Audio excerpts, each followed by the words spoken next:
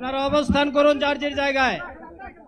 আপনাদের সবকিছু দেখার কেউ জায়গা স্থান পরিবর্তন করবেন না, সবাই জায়গায় থাকেন, সবাই তার নিজ নিজ জায়গায় অবস্থান গ্রহণ করেন,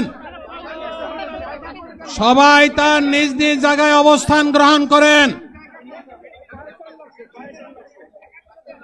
আপনারা নিজ নিজ জায়গায় থাকুন, প্রয়োজনীয় দিক নির্দেশনা দেওয়া হবে। আমি আল্লাহ তাআলার শুকরিয়া আদায় করি, আল্লাহ তাআলার শুকরিয়া আদায় করি আবার আপনাদের সামনে দাঁড়াতে পেরেছি। আমি বলেছিলাম দুর্নীতিমুক্ত বাংলাদেশ ইনশাআল্লাহ সবাইকে নিয়ে আমরা গড়ব।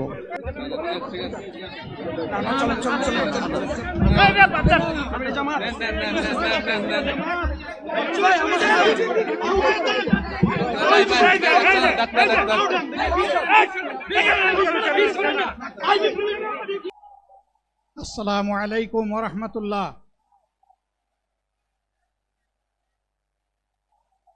আসসালামু আলাইকুম ওয়া রাহমাতুল্লাহ। আলহামদুলিল্লাহি রাব্বিল আলামিন ওয়াসসালাতু ওয়াসসালামু আলা রাসূলিহিল কারীম ওয়া আলা আলিহি ওয়া সাহবিহি ওয়া আহলি বাইতি আজমাইন। বাংলাদেশ জামাত ইসলামী কর্তৃক আয়োজিত আজকের এই জাতীয় সমাবেশে উপস্থিত সম্মানিত জাতীয় নেতৃবৃন্দ, বন্ধু সংগঠনের নেতৃবৃন্দ, শহীদ পরিবারের গর্বিত সদস্যবৃন্দ, 24 জুলাই যোদ্ধাবৃন্দ, আপামর দেশবাসী এবং আমার সাংবাদিক বন্ধুগণ, আমি সর্বপ্রথম মহান রবের দরবারে শুকরিয়া আদায় করছি। ফ্যাসিবাদের পতনের পর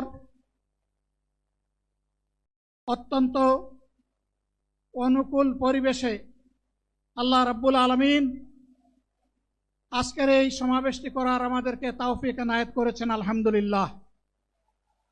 2 দিন আগে ঝড়ধারায় বৃষ্টি ঝরেছে। অনেকে আশঙ্কা করেছিলেন কি হবে, মানুষগুলা সেদিন কি শান্তিতে বসে 2টি কথা শোনার সুযোগ পাবে। আল্লাহ রাব্বুল আলামিন আজকের দিনটা অনেকটা এয়ার কন্ডিশন করে দিয়েছেন, আলহামদুলিল্লাহ। বৃষ্টি নেই, তীব্র রোদও নেই। আল্লাহ তাআলার পক্ষ থেকে তার গোলামদের প্রতি এই যে মেহেরবানি, এর জন্য নত শিরে আরেকবার আমি শুকরিয়া আদায় করছি, আলহামদুলিল্লাহ। সম্মানিত বন্ধুগণ, যাদের ত্যাগ এবং কুরবানির বিনিময়ে 15.5 বছরের কঠিন অন্ধকার যুগের যাতাতলে পিষ্ট হয়ে যারা তিলে তিলে দুনিয়া থেকে নির্যাতিত হয়ে বিদায় নিয়েছেন, অপশক্তির বিরুদ্ধে প্রতিবাদ করতে গিয়ে বিদায় নিয়েছেন, যারা লড়াই করে আহত হয়েছেন, পঙ্গুত্ব বরণ করেছেন, আমরা তাদের সকলের কাছে গভীরভাবে ঋণী।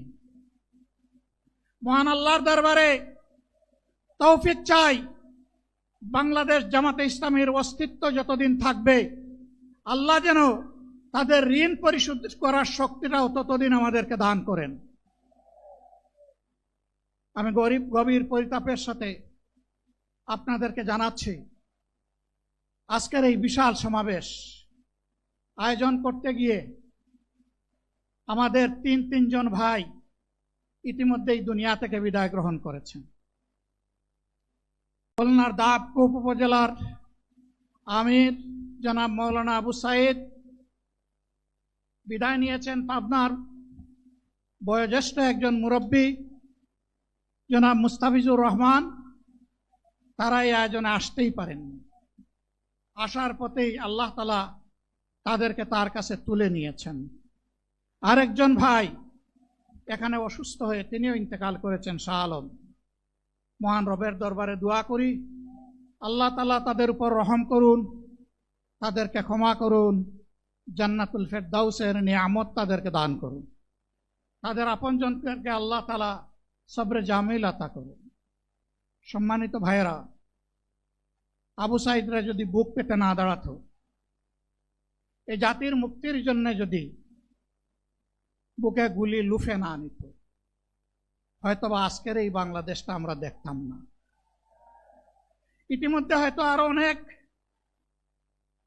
মানুষের জীবন ফ্যাসিবাদীদের হাতে চলে যেত। 24-এ জীবন বাজি রাখা এই যুদ্ধটা যদি না হতো, তাহলে আজকে যারা বিভিন্ন ধরনের কথা এবং দাবি দাওয়া পেশ করছেন, তারা তখন কোথায় থাকতেন? অতএব আসুন, যাদের ত্যাগের বিনিময়ে আল্লাহ তাআলার এই নিয়ামত পাওয়া, তাদেরকে যেন অবজ্ঞা এবং অবহেলা না করি। শিশু বলে তাদেরকে যেন তুচ্ছ তাচ্ছিল্য না করি। অহংকার বলে অন্য দলকে যেন তুচ্ছ তাচ্ছিল্য না করি। অরাজনৈতিক ভাষায় আমরা যেন কথা না। যদি এগুলো আমরা পরিহার করতে না পারি, তাহলে বুঝতে হবে যারা পারবেন না, ফ্যাসিবাদের রূপ তাদের মধ্যে নতুন করে বাসা বেঁধেছে। আমরা আশা করব আমরা এগুলা করব না, কেউ এগুলা করবে না, বরঞ্চ রাজনৈতিক শিষ্টাচার রক্ষা করে জাতীয় ঐক্যের বীজতলাটা আমরা সবাই মিলে একসাথে তৈরি করব ইনশাআল্লাহ। সম্মানিত ভাইয়েরা, আসরের নামাজ আসন্ন, আরো অনেক বক্তা ছিলেন, তাদেরকে আমরা দিতে পারি নাই, আমরা দুঃখিত। এজন্য আমার লম্বা কথা বলার সুযোগ নেই। যারা এখানে কথা বলেছেন, তারা আমার মনের কথাগুলোই তুলে ধরেছেন। আমি শুধু বলতে চাই, আগামীর বাংলাদেশটা কেমন হবে? আমি বলি আরেকটা লড়াই হবে ইনশাআল্লাহ। একটা লড়াই হয়েছে ফ্যাসিবাদের বিরুদ্ধে, আরেকটা লড়াই হবে দুর্নীতির বিরুদ্ধে ইনশাআল্লাহ। এই দুর্নীতির মূল উৎপাটন করার জন্য যা দরকার, আমরা তারুণ্য এবং যৌবনের শক্তিকে একত্রিত করে সেই লড়াইয়েও ইনশাআল্লাহ আমি জয়লাভ করব। প্রিয় ভাইয়েরা, জামাতে ইসলামী যে দুর্নীতিমুক্ত সমাজ গড়বে, তার প্রমাণ কি? তার প্রথম প্রমাণ হচ্ছে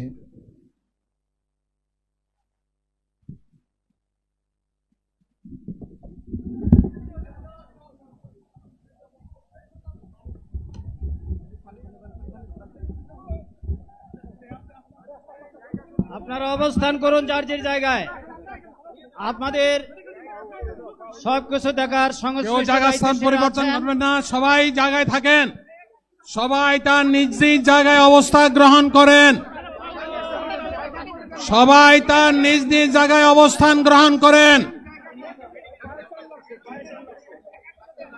আপনারা নিজ নিজ জায়গায় থাকুন, প্রয়োজনীয় দিক নির্দেশনা দেওয়া হবে। আপনাদের উত্তেজিত উদ্বেলিত হওয়ার কোনো কারণ নেই। মহান রাব্বুল আলামিনের একান্ত মেহেরবানিতে আমাদের প্রোগ্রাম আলহামদুলিল্লাহ, শুকরান, আলহামদুলিল্লাহ কাসিরান। সম্মানিত ভাইয়েরা, আপনারা সম্মানিত ভাইয়েরা, আল্লাহ রাব্বুল আলামিনের রসের মেহমানিতে এই গরমের সদরে মাহফিল মুহতারাম আমিরে জামাত অচিরেই সুস্থ হয়ে যাবেন ইনশাআল্লাহ। আমি আল্লাহ তাআলার শুকরিয়া আদায় করি, আল্লাহ তাআলার শুকরিয়া আদায় করি আবার আপনাদের সামনে দাঁড়াতে পেরেছি। আমি বলেছিলাম দুর্নীতিমুক্ত বাংলাদেশ ইনশাআল্লাহ সবাইকে নিয়ে আমরা গড়ব। আমরা কথা দিচ্ছি, বাংলাদেশ জামাত ইসলামী যদি আল্লাহ তাআলার মেহেরবানি এবং সরকার জনগণের ভালোবাসা নিয়ে সরকার গঠন করে, তাহলে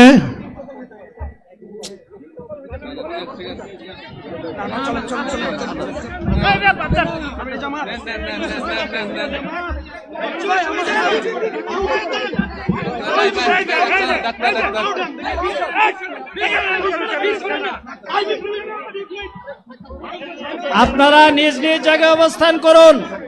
আমাদের স্বেচ্ছাসেবকগণ আছেন, সংশ্লিষ্ট বিভাগের দায়িত্বশীলরা আছেন, তারা প্রয়োজনীয় ব্যবস্থা নেবেন। কারো মাইকের সামনে আসার দরকার নেই।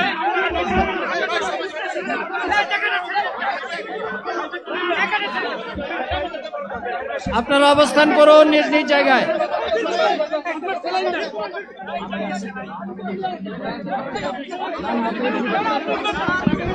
সবাই মেহেরবানি করে শান্ত হয়ে বসুন, শান্ত হয়ে বসুন, শান্ত হয়ে বসুন। বক্তব্য পড়ে ফেলেন আপনি। আপনারা সকলে আমিরে জামাত একটুখানি অসুস্থ হয়েছেন, গরমের কারণে হয়েছে, কিন্তু উনি বারবারই চেষ্টা করছিলেন বক্তব্য দেওয়ার জন্যে। ডাক্তাররা বলছেন ওনার আর বক্তব্য রাখা ঠিক হবে না। ওনার যে বক্তৃতা